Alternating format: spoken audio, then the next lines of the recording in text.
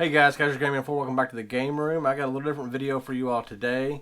I'm going to give you some tips or some information about how you can build a collection for yourself in 2021 and how you can do it cheap. Majority of the games, if not all the games you see behind me, were essentially free. I started with a little bit of cash. I started with probably about $100, I would say. Uh, Invested in what I had and just kind of built from there. Uh, but most of the stuff behind you, or behind me, not behind you, I don't know what's behind you. Behind me, I got for free. So I'm going to show you some things that I've picked up and kind of explain to you why I picked them up and how to flip them and make money. So stick around.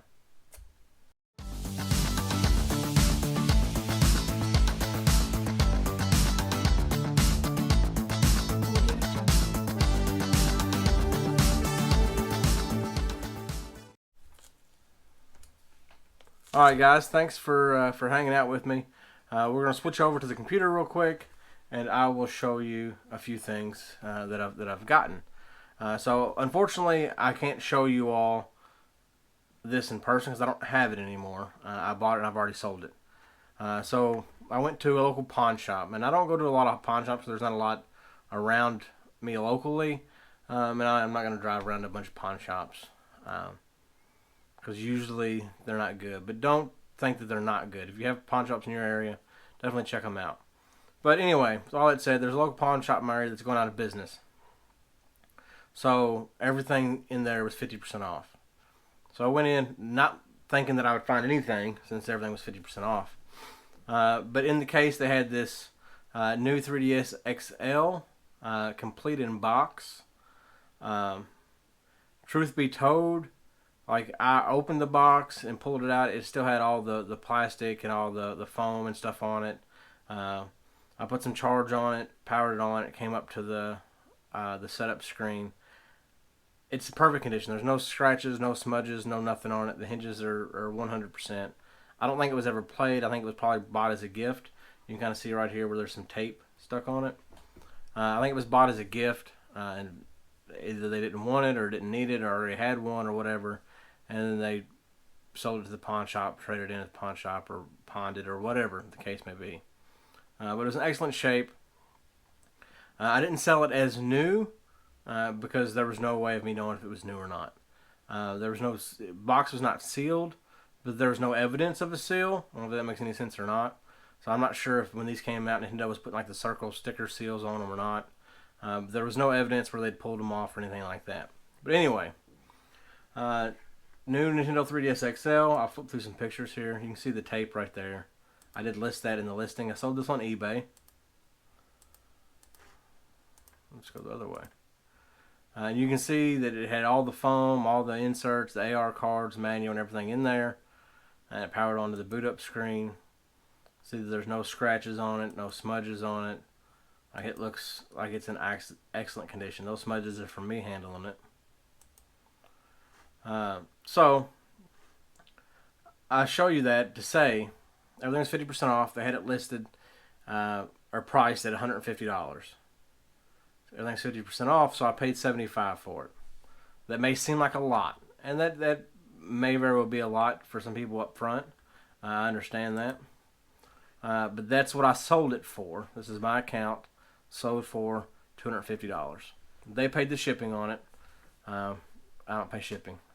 So they paid the shipping on it. $250. So I made paid $75 for it, sold it for $250. So I made $175. Not bad for a few hours worth of work. Not even a few hours worth of work. I bought it, and it wasn't up long. I don't know if this posting says how long it was up. I don't think so. No. But it wasn't up long at all. Sold probably within an hour of me listing it. I bought it the same day. So for, we'll say an hour's worth of work, $250. That's a lot of games. Uh, and even after I got my money back, see, I invested $75 into it. Even after I get my money back, I still made $175 profit on it. So I get paid $175 for selling this on eBay. I don't know if that makes sense or not. But anyway, enough of that. The next thing we're going to talk about is Mike Tyson's Punch-Out.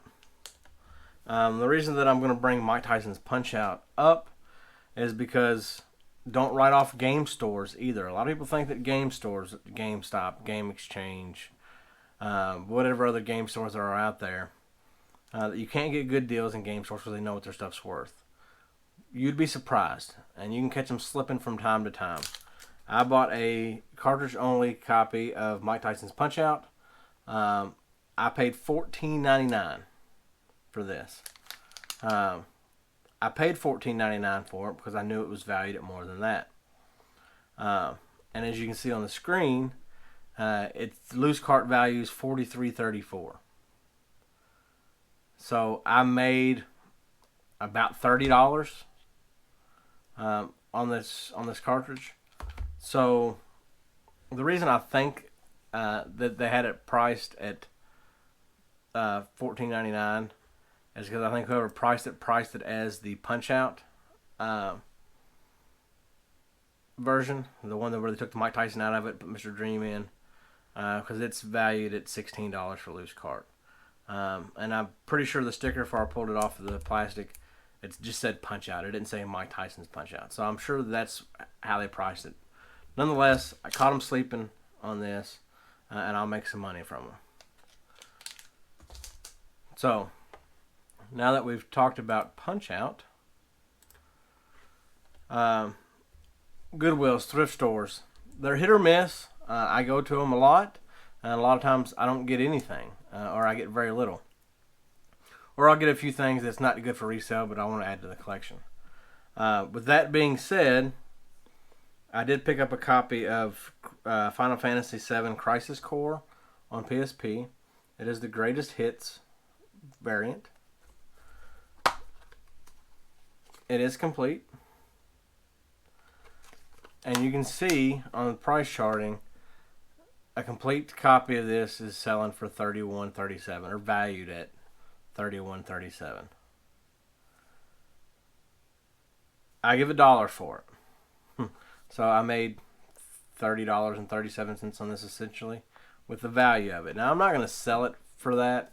I'm going to undercut that price a little bit just so I can get rid of it and I can move it along. But something else that I do, and I should have kept it pulled up, but I go to eBay.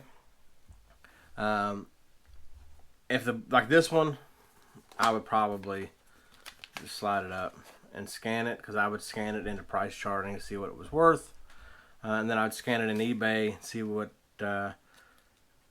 it was listed for currently, and I would see how many were listed. So if there's one copy of this complete listed, what's it listed at? And then I would go to the sold listings, the completed listings, and see what they've been selling at. The reason that I look at what's currently listed is because if price charting says it's worth $31, but there's 7 of them listed, and they're listed at or around that $31, and some of them have free shipping, some of them don't. I always charge shipping. I would have to wait for those to sell if they're priced lower than this one. Unless there's one copy of this and I can beat their price, then I'll go ahead and list it. If not, I may wait, or I give $1 for it, so I may list it lower than all the ones that are currently listed, just so I can get rid of it and make a little money on the fast. So that's what I'll do that with eBay. So outside of video games, so don't think that just because you don't see video games at your thrift or wherever that you can't do this, because you can. An example of that is DVDs, VHS, some Blu-ray. It all really just depends. But a lot of DVDs and VHSs a lot of DVDs that are out of print uh, fetch good money, and a lot of VHSs that never made the conversion to DVD, or your horror VHSs, if they're like original releases, original runs, they'll fetch good money as well. So an example that I'm talking about is I went to actually a flea market, like a Peddler's Mall, Trader Baker's, one of those like indoor flea market places. And that's where I got this. There's money to be made there too, surprisingly.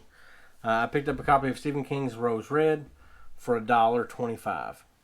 So I know that this sells, I'm going to say $20 and $25. I'll hop over to eBay real quick and we'll see.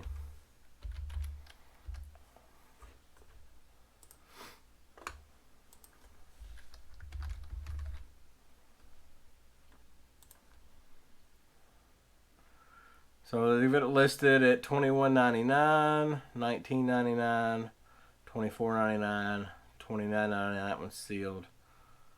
This one's at auction. It's 5 days later. It's at $10.50. But if I go down to sold items, I can see that it's selling for $20, $19.49. They took an offer on this one, I would say. $13.99. That one probably went at auction. $21.99. I would say these lower ones went at auction, and then the buy. Wow, this one was a buy it now at $13.99. And that was today actually. So a lot of copies of this have sold today. I should have listed mine. I could have sold it today. But for $1.25, I know that I can make a little bit of money on this. On the end. So the next thing that I picked up, again, this was like a Trader Baker's, Peddler's Mall, Flea Market kind of deal. This is a rental, so I won't get as much as the other ones you'll see on here. But I picked up a copy of Hellraiser on VHS for 99 cents. And it is the original New World Video release of that.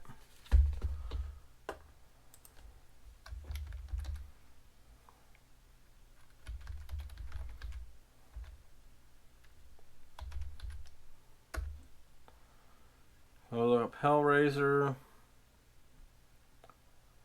This one sold for $36 from Australia. Bundled those together.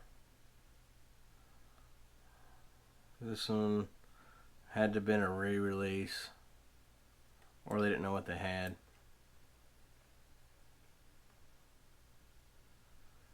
Hellraiser, $32.99. This one went at auction for $12.49. So let's see what they're listed for now. We'll do a buy it now just to see. So this one is a rental. It's listed at $20. So if I was going to list more than that, I would have to wait until this one sells.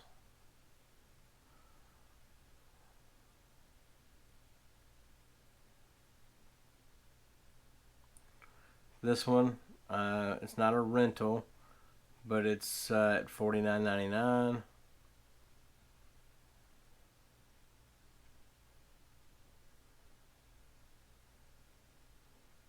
This one's $9.99. But something you have to take into consideration here is this was a rental, and you can see they've cut the box and put it in a clamshell. So that's why that one's so cheap.